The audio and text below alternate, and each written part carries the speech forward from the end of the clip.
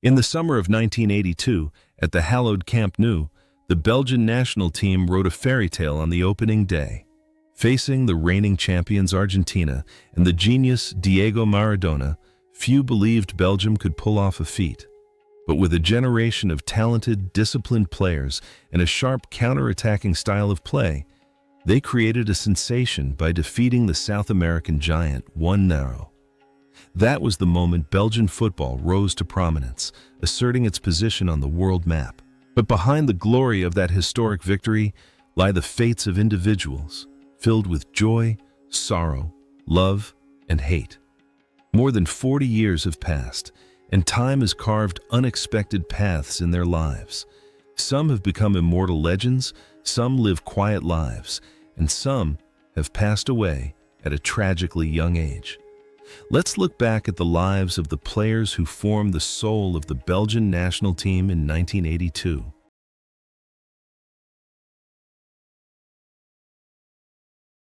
At 26, Ludo Coeck was the first talented playmaker we must mention. At the 1982 World Cup, Ludo Coeck was the heart of the Red Devils' style of play. With his flowing romantic hair and elegant playing style, Ludo Coeck was likened to an artist on the pitch. He possessed an extremely skillful left foot and thunderous long-range shots, weapons that helped Belgium break the deadlock against El Salvador in that tournament. Ludo Coeck not only controlled the tempo, but also became a symbol of the elegance and technical skill of Belgian football at the time. Ludo Coeck's impressive performance in Spain made many European giants envious. After the tournament, Ludo Coeck's career continued to flourish when he moved to Inter Milan, one of the most prestigious clubs in the world. It was every player's dream, a recognition of his exceptional talent. Despite facing numerous injury challenges in Italy, Coeck's desire to play never faded. He always strived to return to his peak, hoping to continue leading the Belgian national team in future major tournaments. Fans still eagerly awaited his signature, accurate long passes and powerful shots. Off the field, he was a kind, cheerful young man with a constant smile on his face. However, that glorious journey came to a sudden and tragic end. On October 9, 1985, while on his way back to Antwerp after signing with RWD Molenbeek to regain his form, Ludo Coeck's car was involved in a horrific accident. He died at the young age of 30, leaving behind an unfinished career and immeasurable grief for Belgian football. The legacy he left behind is not just his beautiful goals, but the image of a short-lived genius, a shooting star that shone brightly and then faded away in the night sky.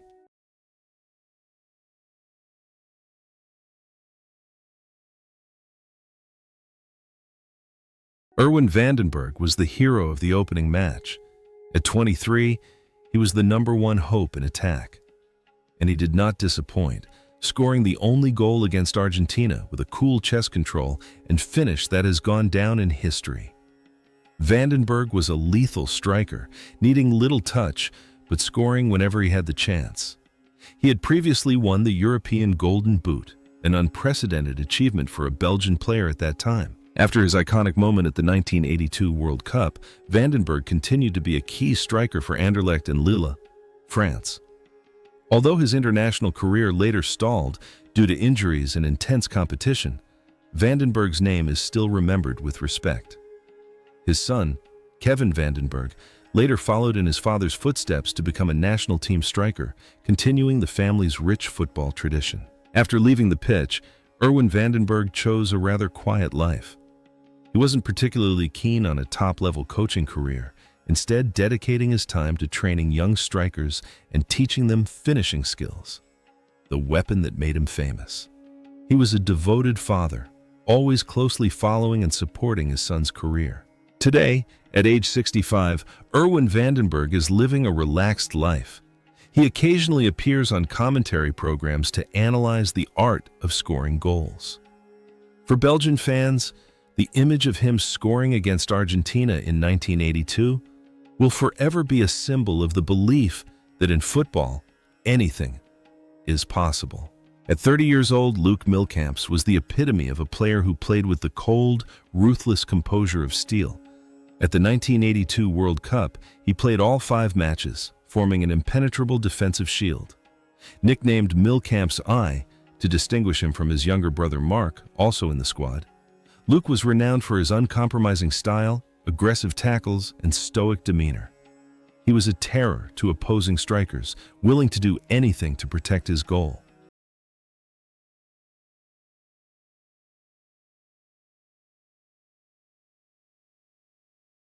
Eric Gerets, captain at the age of 28, embodied the Belgian fighting spirit. Nicknamed the Lion of Flanders, Gerets was a complete right-back, renowned for his fiery, aggressive playing style and innate leadership. At the 1982 World Cup, his commanding presence helped the Belgian defense withstand the relentless attacks of their opponents. Gerets wasn't just defensive.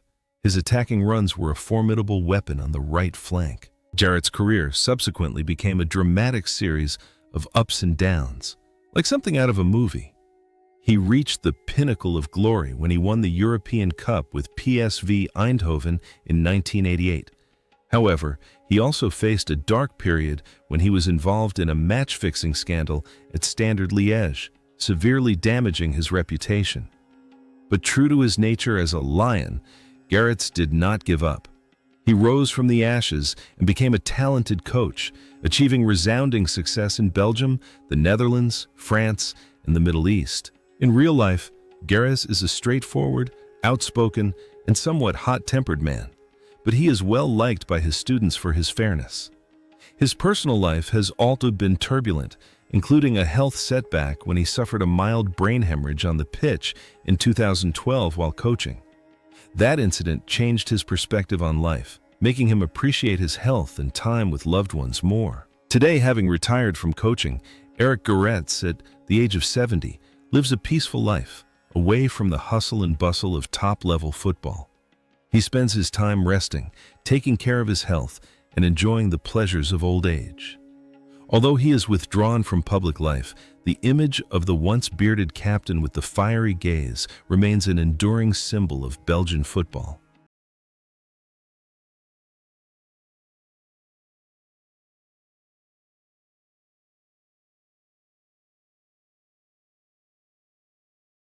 Franky Vercauteren, playing on the left wing at the age of 25, was nicknamed the Little Prince of Belgian football. Possessing an exceptionally skillful left foot and superb crossing technique, Vercauteren was the primary source of passes for the forwards. His curling banana-shaped crosses were a nightmare for opposing defenders at the 1982 World Cup.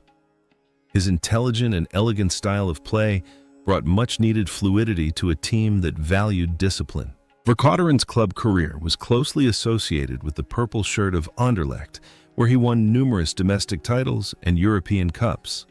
After retiring from playing, he transitioned to coaching and achieved great success, becoming known as a skilled fixer who specialized in rescuing struggling teams.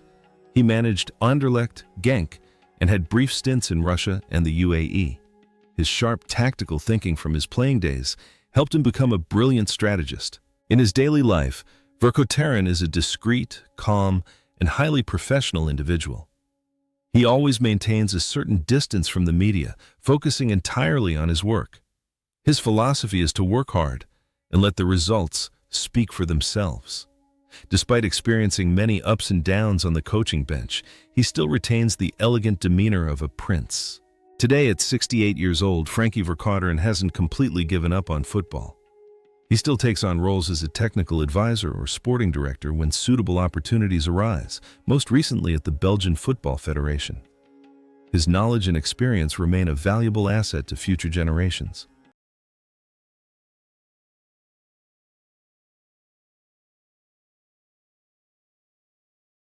Jan Ceulemans, also known as Coeck, was only 25 years old at the tournament, but already stood tall as a legend. With his ideal height, long stride, and excellent physical condition, Ceulemans was a tank that tore through opposing defenses. He worked tirelessly, capable of both creating chances and scoring goals.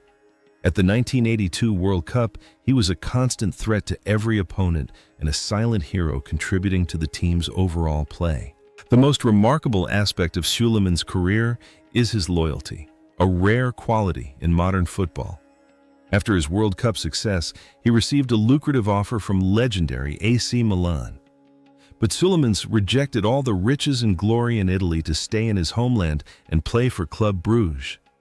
He became king at Bruges, held the record for the most appearances for the national team for a long time, and was included in the list of the 100 greatest players in the world by football legend Pelé.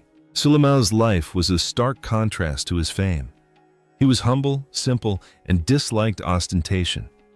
After retiring from playing, he tried his hand at coaching, but did not achieve the same resounding success as he did during his playing career. However, that did not bother him.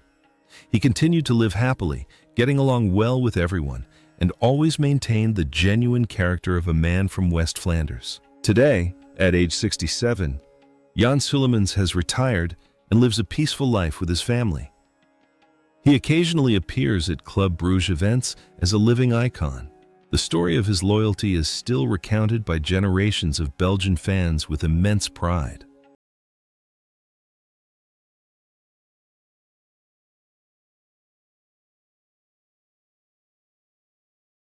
At the age of 28, Jean-Marie Pfaff was the eccentric yet genius goalkeeper of the Belgian national team. At the 1982 World Cup, Pfaff made some spectacular saves, especially in the opening match against Argentina, frustrating top strikers. With lightning-fast reflexes, command of the penalty area, and a strong personality, he was the most reliable last line of defense the Belgians had. Pfaff's entertaining yet effective goalkeeping style made him one of the most watchable goalkeepers in the world. After a brilliant performance in Spain, Pfaff's career soared when he moved to Bayern Munich. In Germany, he became a legend, winning 3 Bundesliga titles and reaching the Champions League final with the Bavarian Giants. Pfaff was not just a goalkeeper, he was a true entertainment star. After retiring from playing, he didn't choose a coaching career, but became a reality TV star. His family life show, De Pfaffs, became a phenomenon in Belgium for a decade, showcasing a humorous, loving, and cheerful Pfaff in his everyday life. Pfaff's personal life is a colorful and happy picture. He has built a solid personal brand, a rarity among goalkeepers of his time. From a poor boy living in a mobile home, Pfaff rose to the top of the world through talent and optimism. He is always actively involved in charitable activities and is an ambassador for many major brands. Today, at age 70, Jean-Marie Pfaff is enjoying a fulfilling life with his extended family. He still frequently appears in the media with his signature smile, sharing stories about football and life. His journey is proof of how football can miraculously change people's destinies.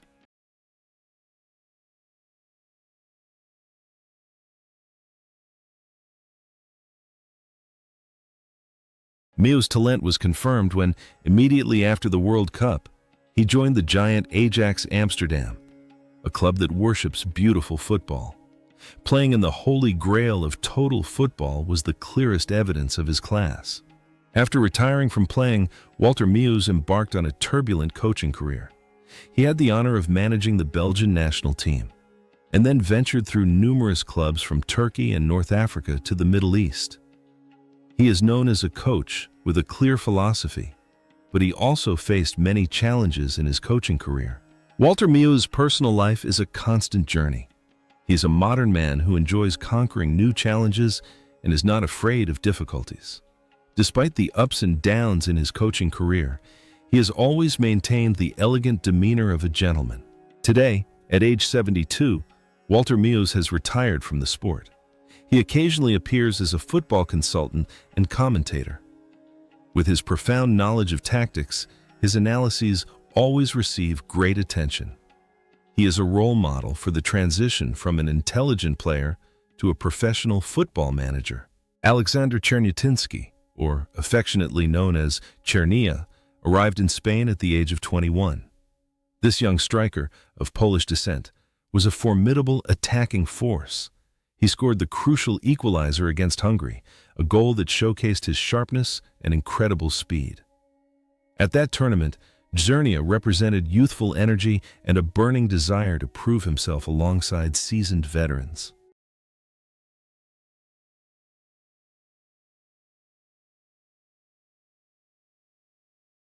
After the tournament, Luc Milkamps continued to dedicate his entire peak career to KSV Waregem. He became a symbol of loyalty, staying with the club for 13 years, from the beginning of his career until his retirement. Instead of seeking fame at big foreign clubs, Luc chose to become a king in his own territory, creating indelible marks with Waregem in European competitions in the mid-1980s. What's most interesting about Luc Milkamps is his transformation after retirement. From a tough, disciplined center-back, he entered Parliament with the composure of a politician. He was elected to the Belgian House of Representatives, representing the VLD party. His decisiveness and discipline on the pitch were applied to his political career, where he championed sports policies and social welfare. Today, at 72, Luc Milkamps has retired from the bustling political life, but still retains the authority of a former leader. He lives a quiet life, respected by the people of Waregem not only as a football legend, but also as a voice representing the community. Walter Meeuws was a graceful player who partnered or rotated with the tenacious Milkamps.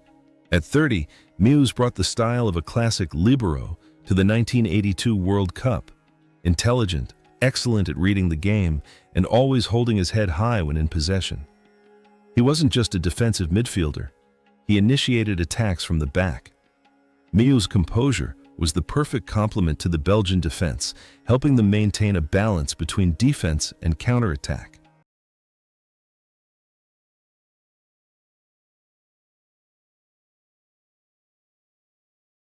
Czerniatinski's career in the Belgian National League was a glorious one. He played for most of the big clubs, such as Anderlecht, Standard Liège, and KV Mechelen.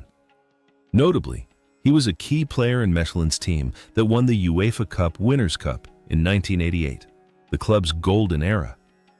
Czernia was a hard-working striker, not flashy, but extremely effective, always knowing how to be in the right place at the right time to put the ball into the net. After retiring from playing, Czerniatinski chose the challenging path of coaching lower league teams. Unlike the glamour of his playing days, his coaching career demanded patience and endurance. He didn't shy away from smaller teams as long as he could live his passion. He was a man of action, simple and approachable, always loved by his players for his dedication. Today, at 63 years old, Alexander Czerniatinski remains involved in football at various levels. He maintains a healthy physique and a gentle smile. His story is a lesson in perseverance. Whether at the height of fame or on the dusty pitches of lower leagues, his love for football remains burning brightly. Guy Vandermissen, 24 years old, was a perpetual motion machine in Belgium's midfield in 1982. With his hard-working, all-around play and intelligent passing, he was a crucial link in Belgium's control of the game. Vandermissen wasn't the brightest star in the star-studded team that year, but he was a silent hero, willing to do the hardest work so his teammates could shine.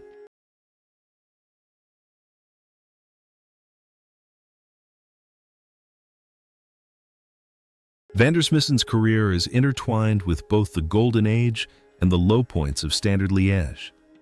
He was the captain and the heart of the team for many years. However, his career also went through a dark period with the match-fixing scandal that rocked Belgian football in the 1980s. It was a major scar, but how Vandermissen rose from that fall is what's truly remarkable. He rebuilt his image through professionalism and relentless effort on the pitch. After retiring from playing, Vandermissen shifted his focus to player management and representation. With his invaluable experience and extensive network, he became a reputable agent, helping many young Belgian talents develop their careers. He also served as sporting director, demonstrating his sharp management skills. Today, at age 66, Guy Vandermissen is a successful businessman in the world of football. He lives a private but prosperous life. He is proof that people can make mistakes, but what matters is knowing how to correct them and rise stronger from those mistakes. Wilfried Van Moer was a special case in the 1982 squad. At 37, he was the oldest veteran, a bridge between generations. He had previously retired from international football, but was persuaded to return by coach Guy Thijs due to his irreplaceable importance. Van Moer was nicknamed Little General. Despite his small stature, he possessed a brilliant tactical mind and the fighting spirit of a gladiator. He was the architect of the team's style of play, the one who inspired and set the tempo for the entire squad. His presence on the field provided absolute reassurance to the younger players.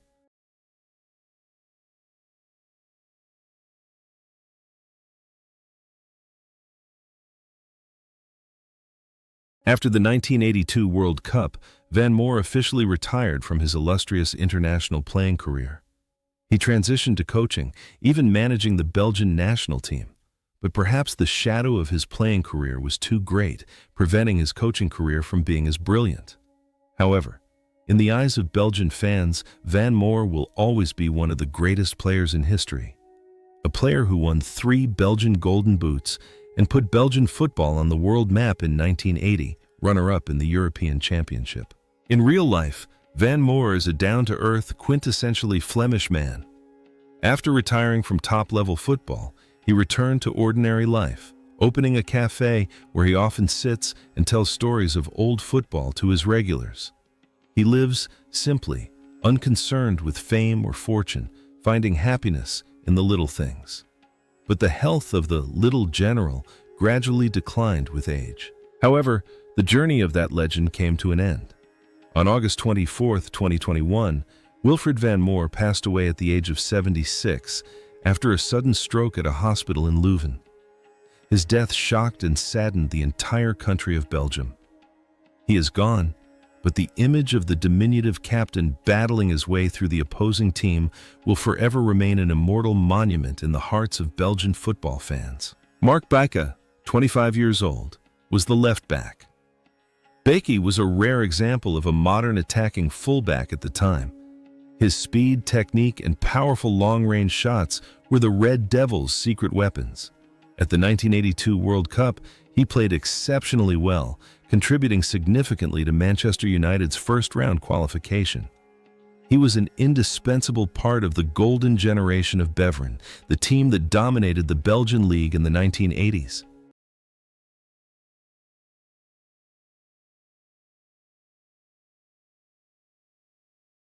After reaching the peak of his career, Marc Baecke's life took an unexpected and tragic turn. Following his retirement, he seemed lost. He distanced himself from the glamorous world of football and fell into harmful habits. Heavy smoking ravaged the health of the former tireless player. The insidious disease Berger's disease robbed him of his talent. He had to undergo surgery to amputate his left leg, turning the former football star into a disabled man. In his final years, Baecke lived in loneliness and hardship, his wife also suffering from a serious illness. The image of the former World Cup hero, now confined to a wheelchair, battling illness and physical and mental pain, was heartbreaking for anyone who knew his story. But even in such dire circumstances, he maintained the self-respect of a star, rarely complaining to the media. And then, the suffering finally came to an end. In January 2017, Marc Baecke passed away at the age of 60 after a long battle with illness. His passing was a tragic and somber note in the epic saga of the 1982 Golden Generation. He left behind not only the memory of his lightning-fast runs down the left wing, but also the haunting image of the fragility of human life after the glory of the football pitch.